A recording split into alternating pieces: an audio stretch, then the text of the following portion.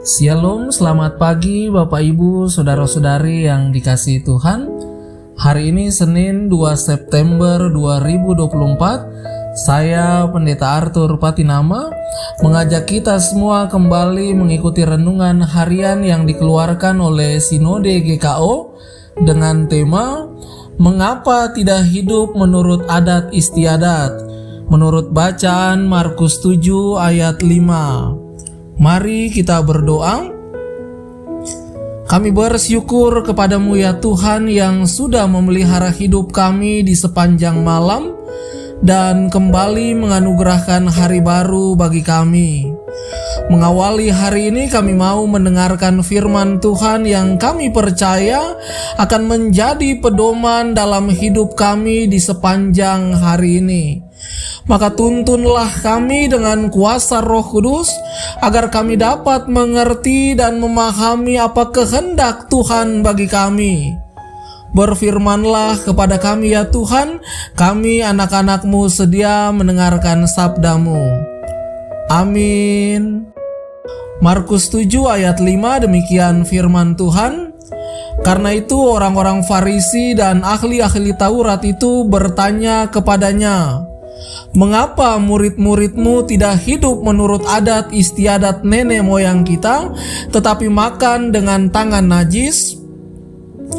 Melalui ayat firman Tuhan tersebut kita dapat menggali beberapa pertanyaan. Pertama, apa adat istiadat yang dipegang oleh orang Farisi dan ahli Taurat?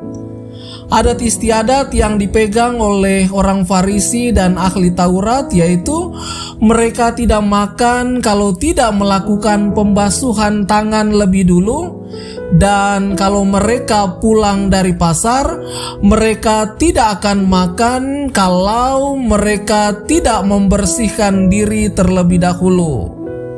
Kedua, apa yang ditanyakan orang Farisi dan ahli Taurat kepada Yesus?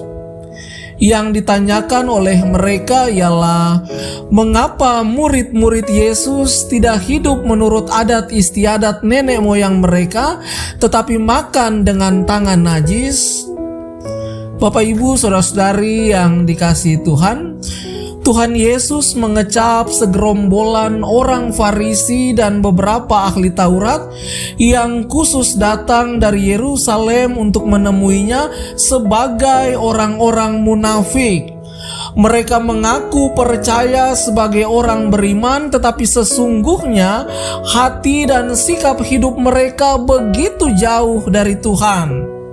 Saudara yang dikasihi Tuhan, sebenarnya berdasarkan akal sehat, adat istiadat yang menjadi dasar orang Farisi dan ahli Taurat mempertanyakan perbuatan beberapa murid Tuhan Yesus ketika makan tidaklah salah, bahkan sangat baik.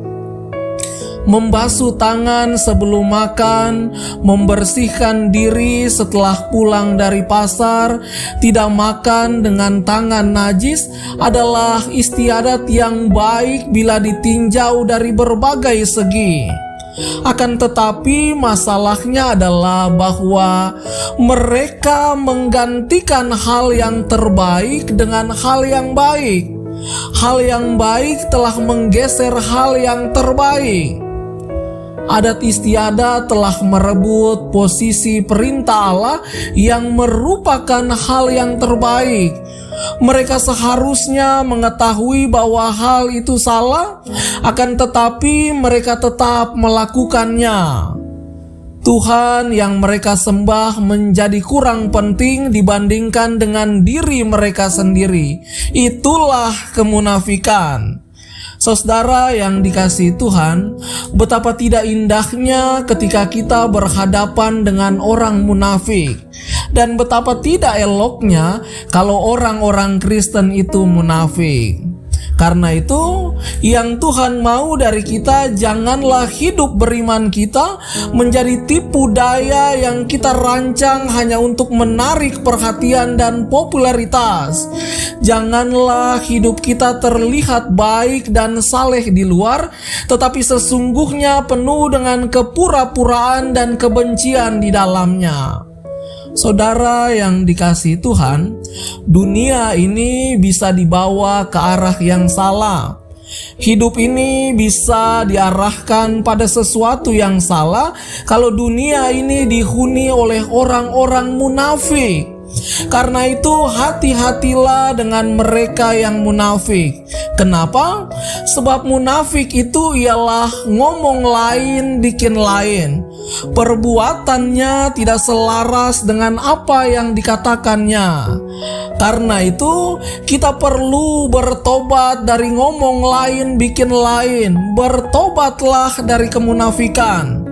Saudara yang dikasihi Tuhan, tidak ada kata lain. Hanya ada satu kata terhadap kemunafikan. Sebagai hamba Tuhan, saya ingin katakan bertobatlah. Jadilah seorang Kristen yang sejati dan bertobatlah dari kemunafikan. Tuhan Yesus memberkati kita semua. Mari kita berdoa. Tuhan Yesus, terima kasih untuk kebenaran sabda-Mu di pagi ini. Hari ini Tuhan mengajarkan kami untuk tidak menjadi orang-orang yang munafik. Orang-orang yang mengaku percaya tetapi kehidupannya tidak mencerminkan sebagai orang-orang yang percaya kepada Yesus. Mampukan kami ya Tuhan untuk hidup di dalam kehendak-Mu, agar kehadiran kami dapat menjadi berkat dimanapun kami berada. Dalam nama Tuhan Yesus, Sang Nafas hidup kami sudah berdoa. Amin. Selamat pagi dan selamat menjalankan aktivitas. Salam satu hati dari kami GKO Keroncong Permai.